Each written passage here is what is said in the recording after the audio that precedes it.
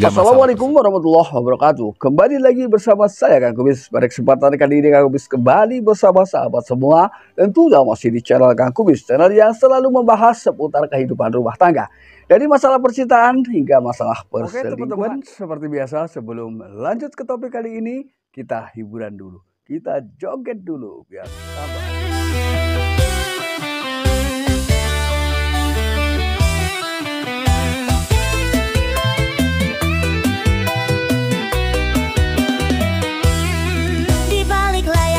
Drama rahasia, HP disalient ada apa ya? Sayang ini teman, katanya sambil ngeles, tapi notifikasi bunyi aduh. Zaman modern semua serba instan, swipe kanan dikit langsung jadi pasangan.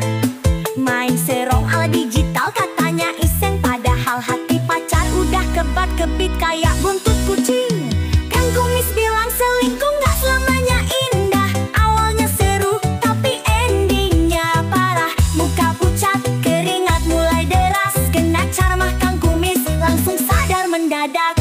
Kang Kumis bilang jangan cari masalah, satu cinta cukup jangan bikin gundah. Lihat dia sok bijak, tapi tetap salah. Pas ketahuan kok jadi pasrah.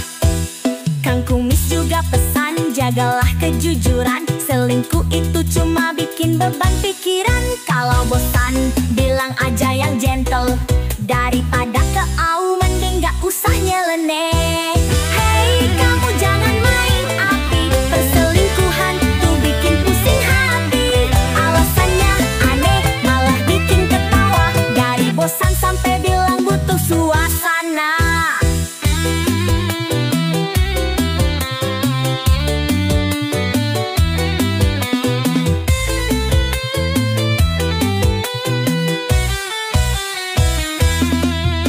Kang Kumis bilang cinta itu investasi, jangan dihambur kayak main lotre gratis. Hidup indah kalau saling percaya, jangan lupa pesan Kang Kumis ya.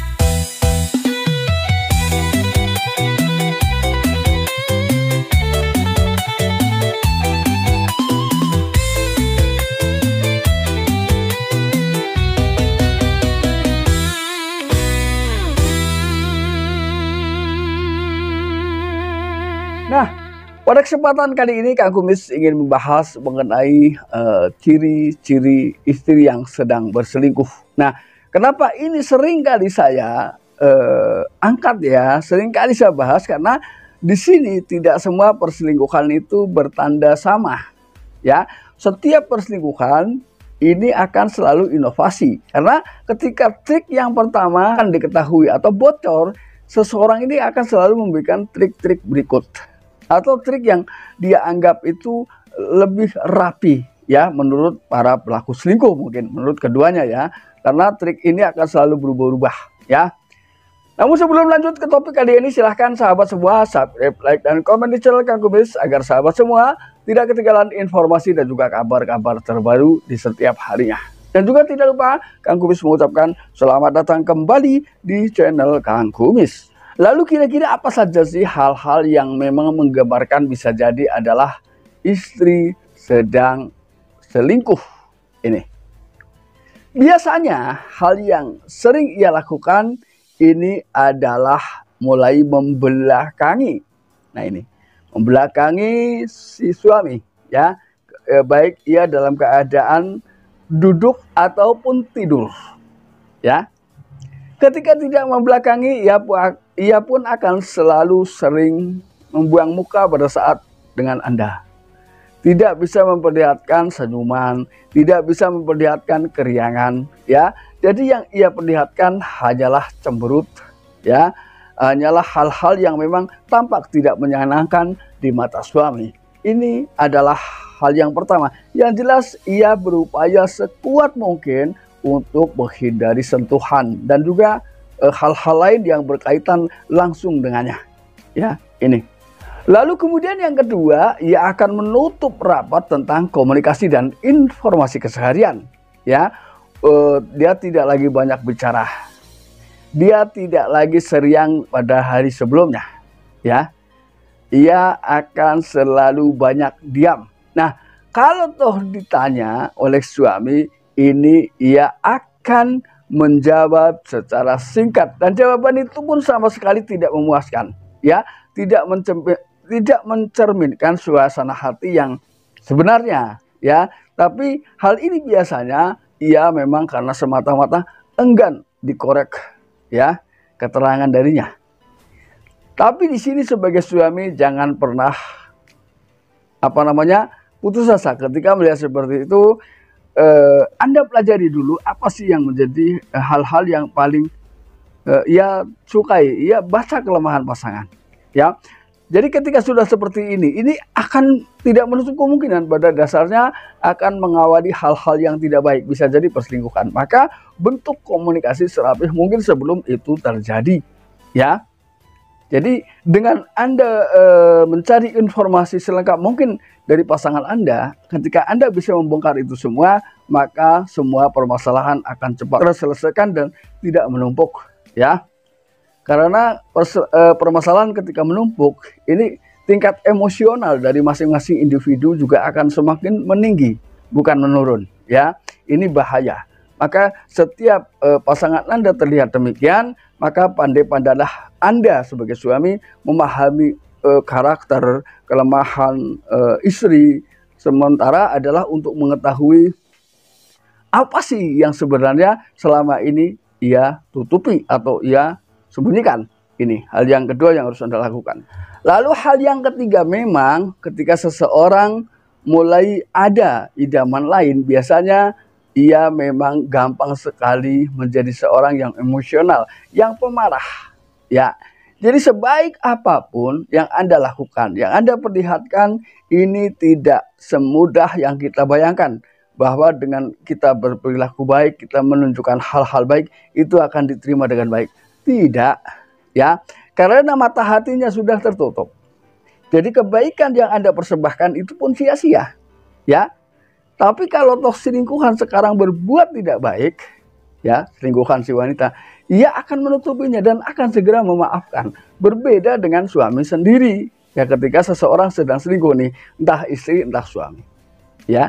Walaupun misalnya suami selingkuh, istri sudah berusaha memperlihatkan semua kebaikan dan ketulusan, tapi belum tentu ia menerimanya dengan senang hati. Justru ia beranggapan bahwa, wah, berarti selama ini pasangan saya takut kehilangan saya. Ini adalah mindset yang salah. Karena ketika itu Anda pertahankan, bisa jadi pasangan Anda betul-betul loncat dari Anda. Ini, ya, jadi hati-hati di sini, ya, karena itu mindset, ya. Lalu yang keempat, biasanya ia tidak lagi memberikan penghargaan terhadap suami, ya. Padahal di sini keluarga bisa terbangun harmonis. Keluarga bisa terbangun bahagia, itu adalah ketika salah satu, ya, dari kedua belah pihak atau keduanya memang saling menghargai satu sama lain, ya. Bentuk penghargaan yang ditunjukkan tentunya setiap pasangan memiliki cara dan karakteristik yang berbeda. Ini. Jadi penghargaan itu kan bukan berarti atau tidak harus sesuatu yang memang berlebihan atau orang lain tidak mampu demi penghargaan untuk seseorang misalnya, bukan itu, ya. Tapi penghargaan adalah bentuk, ya, atau cara berkomunikasi yang baik, ya. Menghargai itu tidak harus selalu dalam bentuk fisik memberikan penghargaan misalnya, tapi hal yang paling penting di sini adalah ketika seseorang mampu memberikan penghargaan secara psikologis. Ini artinya ia betul-betul memahami dan menghargai dari sisi perasaan. Karena saya yakin semua orang pasti punya perasaan.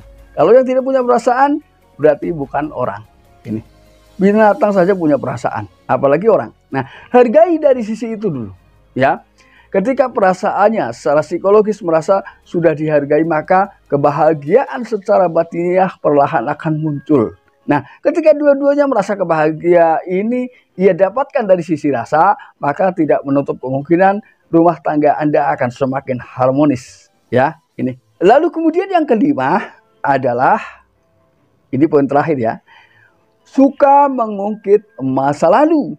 Nah, biasanya ini begini. Yang repot adalah ketika kita menjadi seorang mak comblang, menjadi seorang perantara cinta.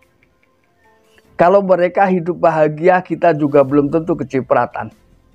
Ya, tapi kalau mereka hidupnya tidak bahagia, barangkali kita kena dampaknya. Maka hati-hati.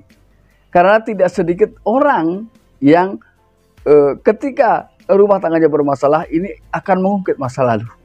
Ini.